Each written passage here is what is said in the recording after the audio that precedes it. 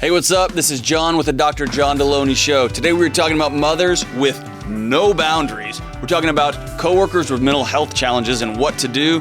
And we're going to talk about how to find a therapist, things to look for, things to be a little bit leery of, and more. Stay tuned.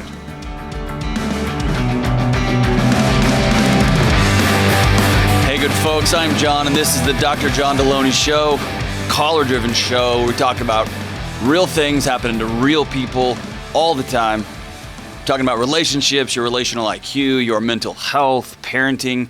We're talking about that neighbor who always lets their dog crap on your lawn.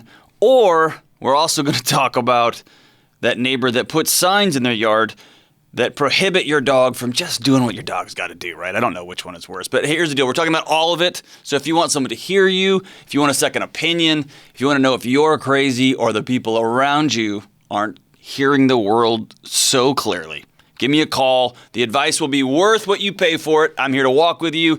Call me at 1-844-693-3291. That is 1-844-693-3291. Or email me at askjohn@ramseysolutions.com. That's askjohn@ramseysolutions.com. Leave your number, leave your name, and give me some insight as to what's going on in your life. And Kelly Daniel will check the emails out, and she will get in touch with you for being a part of this awesome show. I want to just take a moment and just tell everybody we are, the first week has launched, and wherever this falls, wherever this particular episode falls in the queue, so I want to tell you, man, it has blown out of the gate. It's blown everybody's thoughts away from what we thought this thing was going to be. It's been way bigger. It's done way better. Your comments have been wonderful. The subscription rates have been high. So just want to take a moment and thank every single person who's listened, who has given us these great reviews on the podcast. Thank you so much. And we look forward to 10 or 20 more years. Yeah, and the YouTube folks, you guys came over with us from what our other YouTube show was, and I'm just so grateful. So it's kind of blown my mind a little bit. And so let's go directly from there to the phones. Let's talk to Katie in my home state of Texas. Katie, how are you? I'm doing all right, John. How are you? I am doing all right. As well. I'm not doing all right. Doing all right as well. So what can I do to help, Katie? So I had to report a coworker to HR because of a safety concern. And due to the nature of the report, as well as I know he has some mental health issues, I think he's going to know I'm the one who reported him. Ooh. And I wondered if you had any advice for if/when he confronts me. So what was the nature of what you had to report? So he has some violent tendencies in his past, and he asked me how to find a firearm. Ah, okay. So let me back up. So when you say violent tendencies in his past, tell me about that. Self-harm, I know he's had some suicide attempts. Okay. And when he asked you about the gun, tell me about that conversation. So it's sort of an open secret. In my field, I am one of a very few number of conservative people, and so it's kind of an open secret in my office that I have a license to carry. And you're in Texas. I thought that came with your birth certificate, right? You would think, but no. Okay. So he had come to me, and he knows he can't legally attain a firearm due to some involuntary hospitalizations. And so he asked, hey, do you know how I could get around these rules to get a firearm? And that panicked me a little bit in the moment. And so then you took that information and reported that request to HR? What happened next? Yes. Okay. To ask for intervention. So I reported it to my supervisor, and we went to HR together. HR interviewed me, and then I will not probably get an update about his situation, but I do know that they went to his boss to say, hey, this is happening. Okay. So there's a couple of thoughts I have just off the top of my head here, and this is a new one for me, so I'm just going to work through it out loud here Sure. with you on the line and in front of the live audience here. So the first thing I would think is it feels like a leap to me that someone has some issues in the past and they come to somebody who's a legal gun owner and says, hey, how could I know I've got these challenges, how could I get around that. So if they said, I want to get around that because I want to hurt myself, or I've got somebody's going to have to pay, and I really need to get a gun, that would, for lack of better terms, that would trigger my alarms, right? But the 1 + 1 doesn't always equal 2 there for me. The second thing is, I'm trying to think through an employment situation where I've been a boss of a number of people over the years, and I don't know that them inquiring about how to get a gun necessarily would invoke a violation of any sort of work policy, or that I need to sit down and have a conversation. I might take a duly noted, like, all right, thanks for letting me know that. I'll keep an extra eye out maybe, or something like that. But none of those things that you're telling me would suggest, whoa, we need to stop the presses and bring that person in, unless there was some other concerns that the workplace knew about. So, well, he had told me previously about having fantasies of shooting a place up. Ah, there you go. So then you lay that one out there. Good God Almighty, Katie. Next time, lead with that one. Okay. So yes, yeah, that changes all of it. Yes, good call. So you definitely needed to go to your bosses on that. So now you've got somebody who's got previous suicide attempts, who has violent past, who has told you, I'm having some fantasies about shooting the place up, and then comes to you and says, hey, how can I illegally obtain a gun? Right? Mm-hmm. Now that is 1 + 1 + 1 = 3. You definitely did the right thing there. So it sounds like this person trusts you. Would that be fair or not fair? I think so, yes. When you hear the word trust, there's a little bit of hesitation there. Tell me about that. So I personally, have had my own mental health issues. I go to a counselor. I have depression, but I don't really encourage his sharing with me, just because sometimes I find it to be a little uncomfortable. Mm-hmm. But since I reported him and everything, he has shut down communication with pretty much all the coworkers. Okay. Nobody has really talked to him, so I think he did trust me. Okay. Is there a chance that somebody else reported him? I'm not sure. Okay. So here's what I would recommend you do if you feel safe. All right. All of this, what I'm going to tell you is the contingent on you feeling safe. And that is, I think I'm a big believer that people deserve an opportunity to have a conversation when they push past somebody's boundaries. And this push past your boundary of comfortability, right? He told you something that, man, I wish, number one, it was not by your hand, but it's in your lap. He just dropped something on you. Now you got to go deal with it, right? Number two, it involves a violation of a relational contract that y'all had. And it's not a written contract, but it's one that's just professional. You don't talk about shooting up the workplace with your coworkers. And then you don't follow that up with, hey, you know how I can illegally obtain a firearm. So if this is me, I am going to sit down and let him know. I'd have a conversation with him if you felt safe. And say, hey, listen, man, you put me in a position. I just want you to know that I felt uncomfortable. I didn't know what to do. And so I went and let my supervisor know. And so they might talk to you about it. I want you to know, like, I'm not cool with you talking about bringing guns into work. I'm not a person, like, I'm a legal firearm holder, not an illegal firearm carrier. And I'm not that person. And I would suggest that the relational breach is on him, not on you. Does that make sense?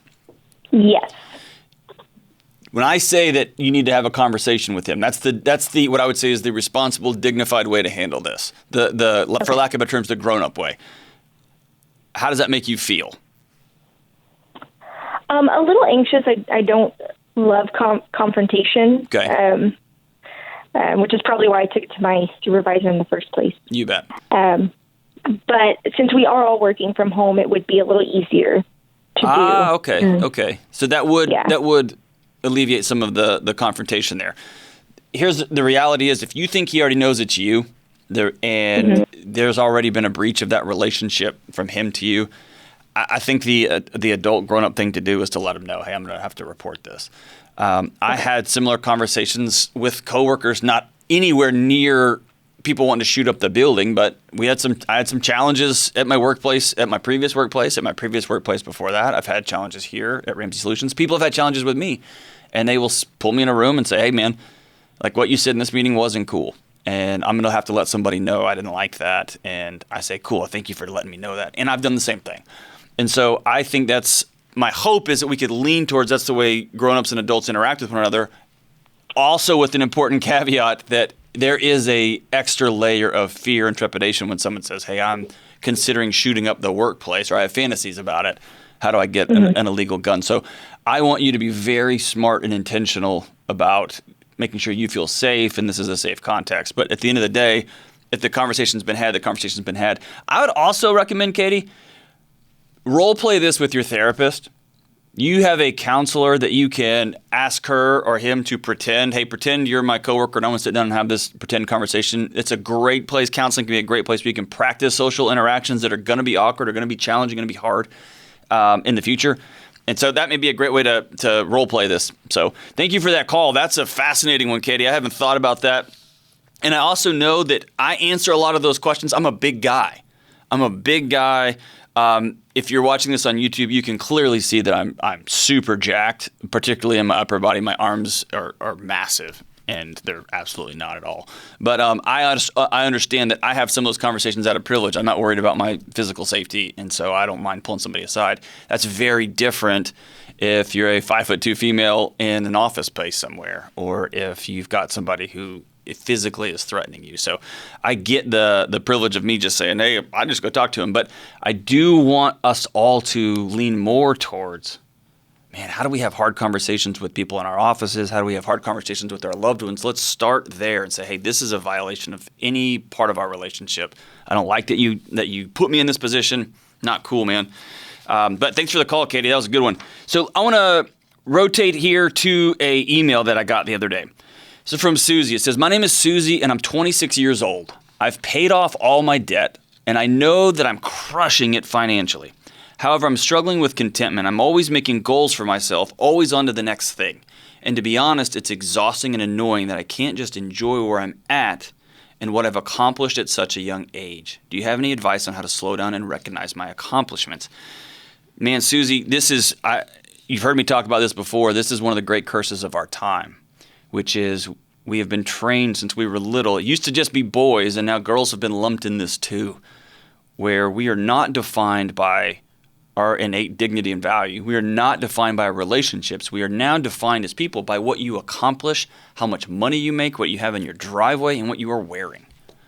And what your birthday party looked like for some kid on Pinterest, right? We're defined by all of these accomplishments. And so what I want to strongly encourage you to do, Susie, is to find a core group of friends, 1, 2, or 3, and this is going to sound like I minimize it. I'm not, because it's this easy and it's this hard. Find a core group of friends. You're 26, so I'm going to assume you've got some friends. I want you to sit down with them, and I want you to say, I want to start us being vulnerable with one another, talking about the good things that are going on in our life and the bad things that are going on in our life, the hard stuff and the good stuff. There's a great philosopher that talks about we're addicted to problems. We're addicted to going at things but first, right? Instead of talking about the good things that are going on in our life. And so whenever we have good things, we just brush them off as, yep, and then we go on to the next, and we go on to the next, I want you to get a group of people, be vulnerable, and say, hey, we're going to celebrate the cool things that happened this week. And what you're going to find is these accomplishments in and of themselves are hollow.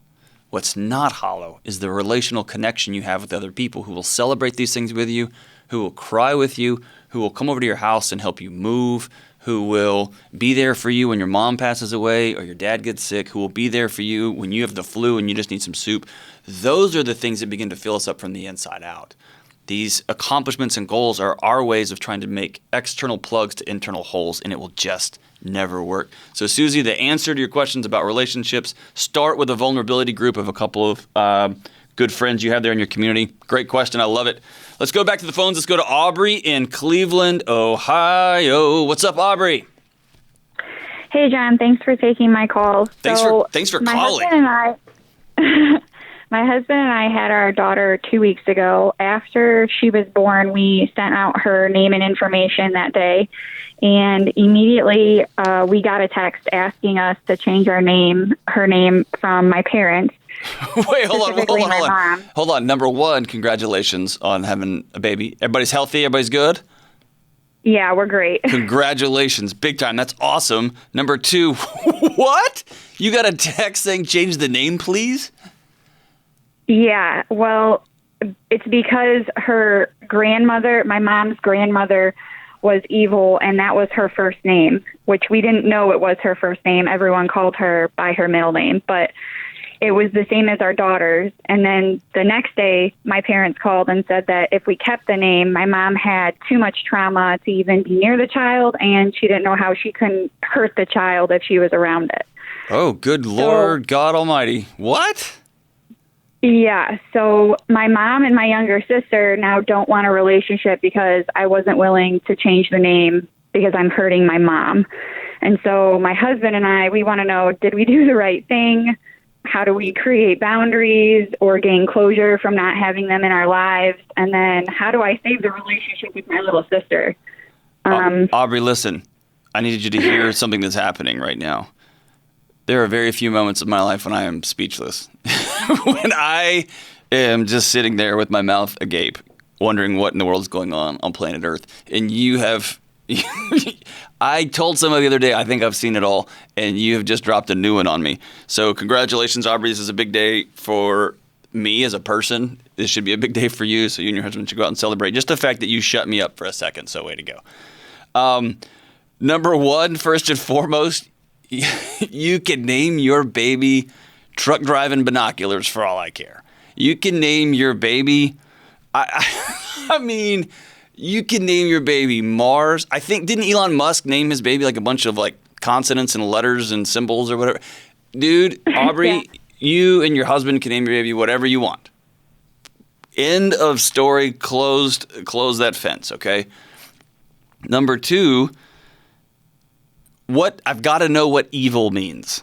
Was your grandma abusive? Was she a murderer? Was she a witch? Like, what was she? What does that mean, evil? Or was she just like, said mean things or something? What does evil mean?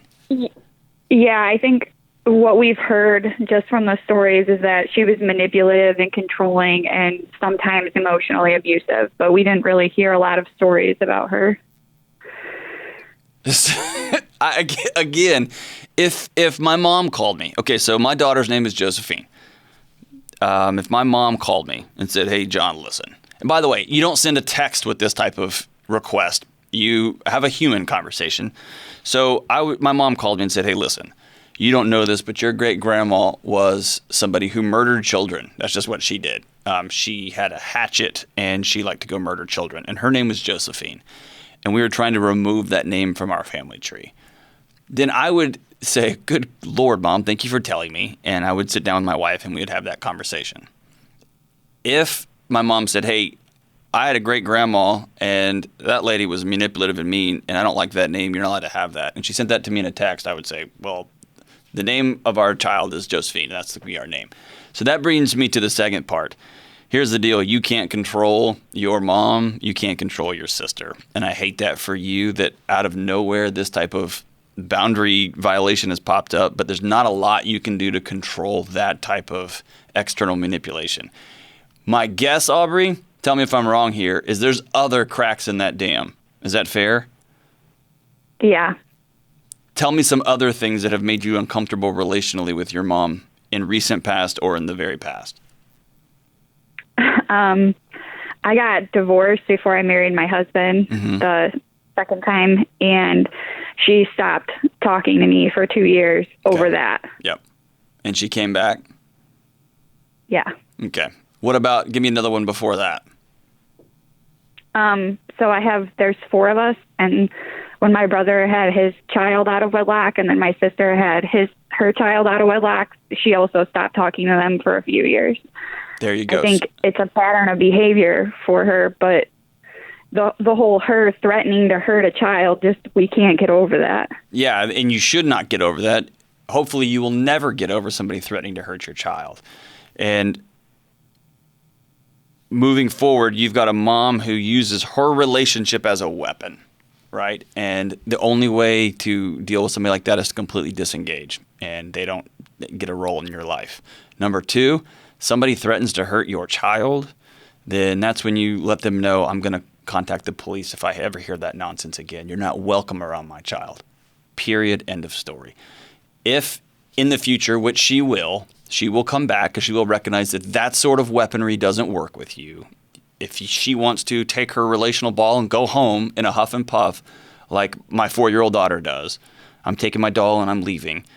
She wants to do that. She will recognize in short order, whether it's a year or 2 years or 4 months or whatever, that kind of nonsense doesn't work with you, that you and your husband are tight and you have a great relationship, you're going to be a great mom, and y'all are moving forward together, and that doesn't work, that she will come back and circle up. And at that point, you're going to need to revisit strongly and very, very directly, Aubrey, this idea of you threatened my child, and I need to know what you meant by that. I need to make sure that there is very clear boundaries between when you are going to be with my child and that you and or your husband will be in that room, and any sort of hint at all about anything, it's called the police. Period. End of story. I don't care if she's your mom. I don't care if she's your sister. I don't care if she's your grandma. I don't care if whatever, right?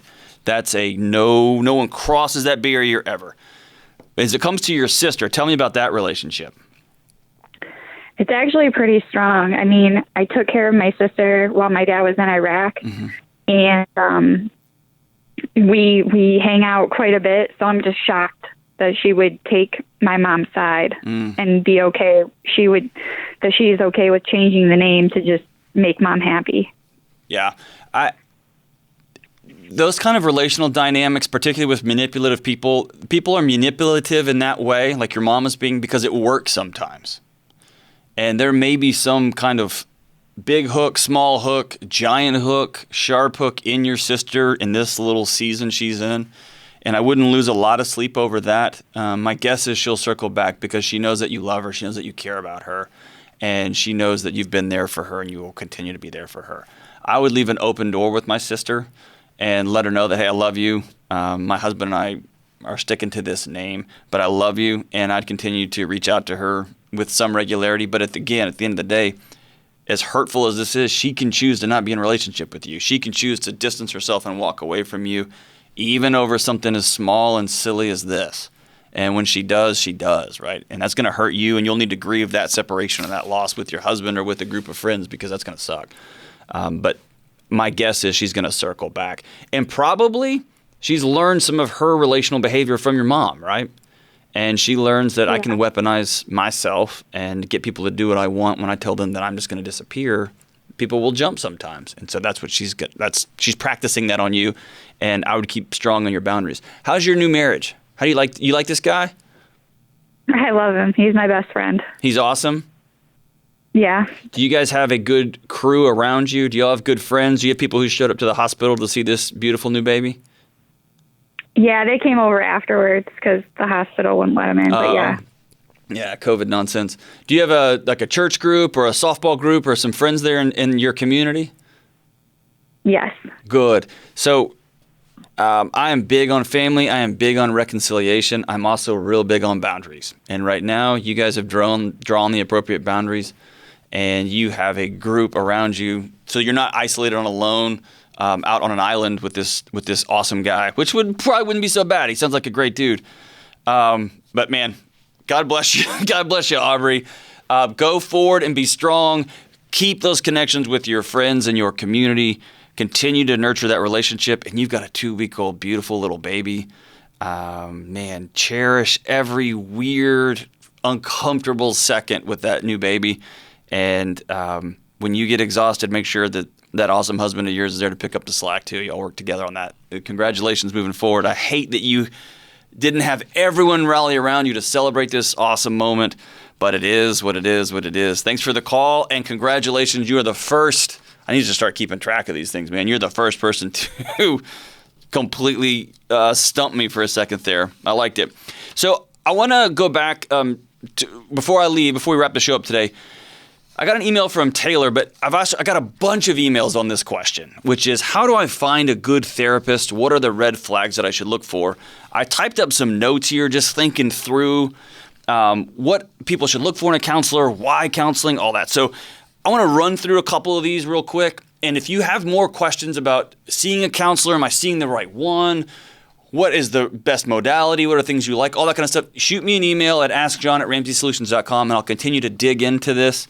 One of my dreams here that we're working on as we speak is building a network of preferred counselors throughout the country, both in person and digital and via like Zoom or Skype. And so I want to know what you're thinking about counselors, good experiences, bad experiences. Let me know everything you've experienced with counseling. Again, at AskJohn@RamseySolutions.com. Just put in the headline, experience with counselors or questions about therapists.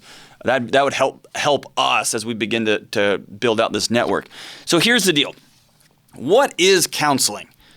At the end of the day, counseling is just a professional helping relationship. That's it.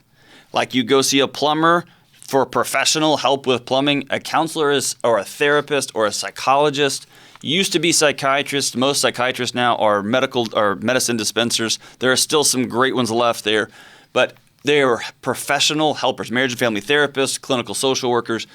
A good counselor is not your friend. They are not your buddy. They are not a future romantic partner, and their job is not always to make you feel good. Hear me say that. Counseling will be uncomfortable if it's done right. It will challenge you if it's done right.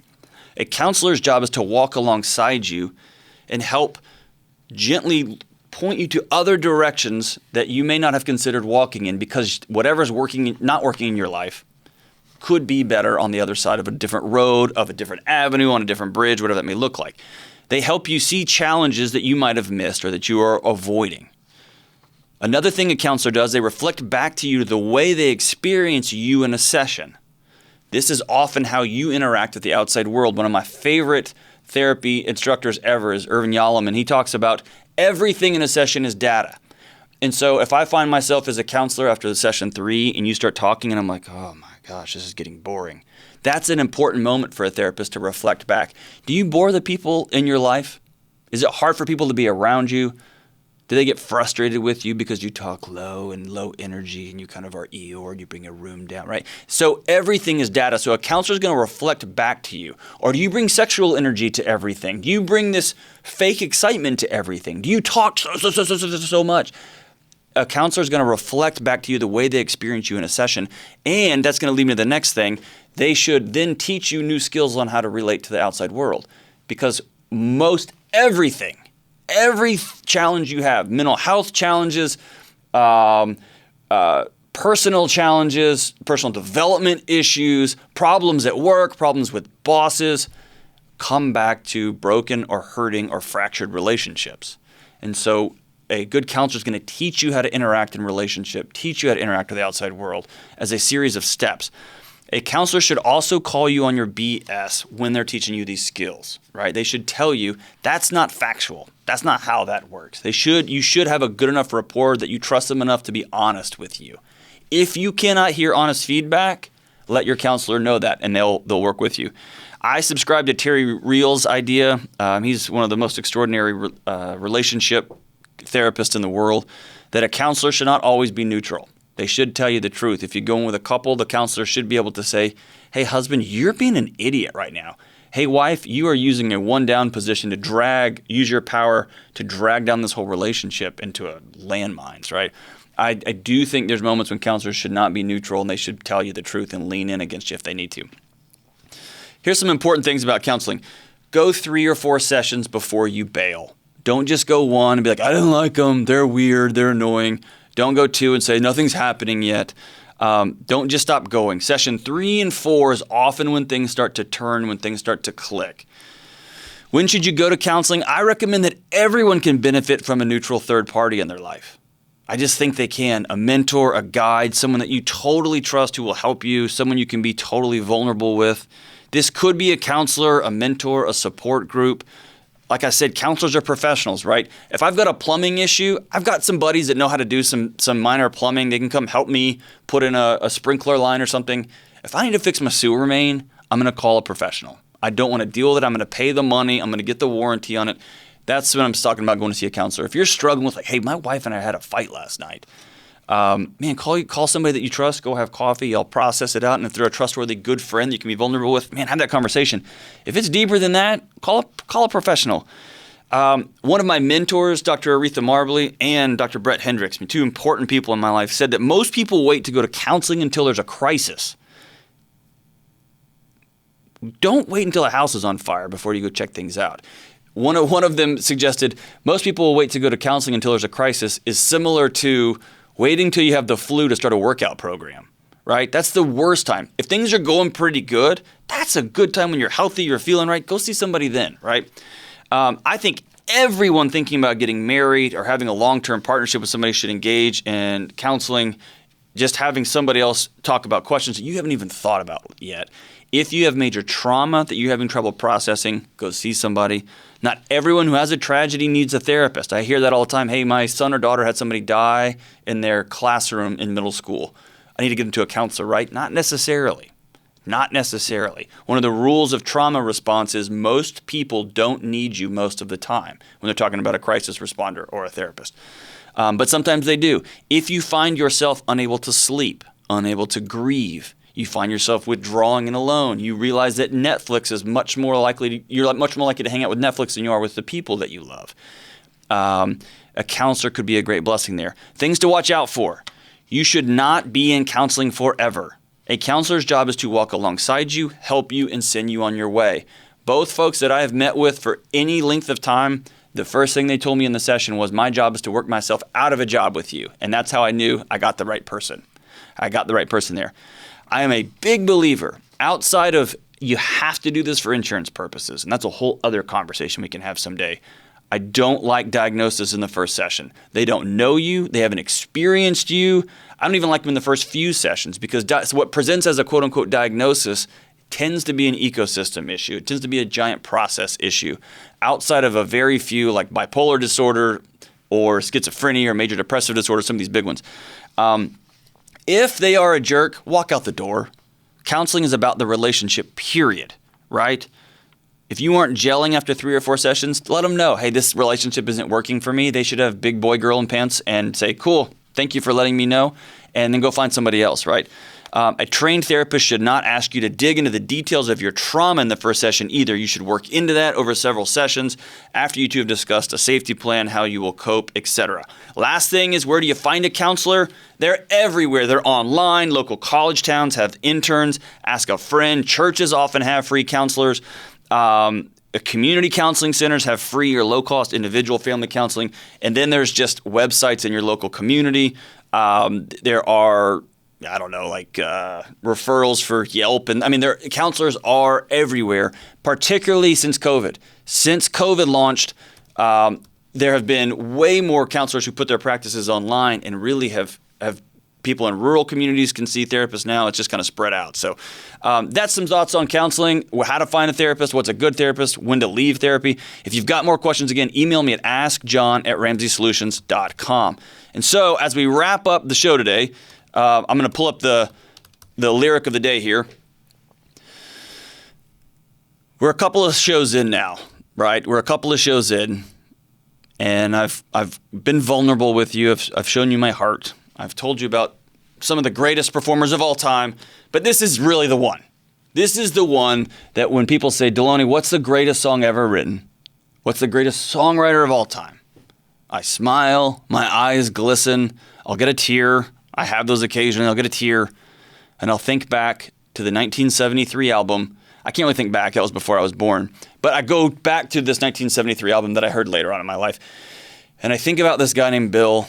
His friends called him Billy, and he had 2 first names as a first name and last name, Mr. Billy Joel, in his classic 1973 song, Piano Man, where he says, son, can you play me a memory? I'm not really sure how it goes, but it's sad and it's sweet, and I knew it complete when I wore a younger man's clothes.